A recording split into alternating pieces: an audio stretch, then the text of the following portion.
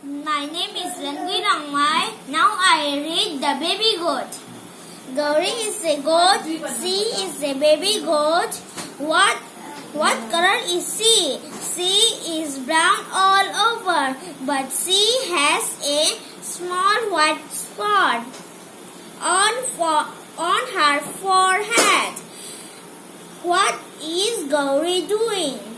She is looking for food. She is very hungry. She looks to the left, but there is no grass there. She looks to the right, but there is no grass there. She climbs up the hill, but there is no grass there. She walks down the hill, but there is no grass there. Poor Gauri, she is very hungry. What can she eat? Here is a little plant.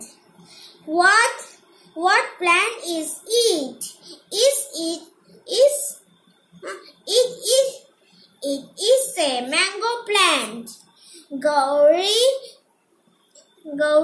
is eating it up. A little boy is crying. Who is that boy? He is Anil. Why is Anil crying? It was Anil's mango plant. Poor Anil. Thank you.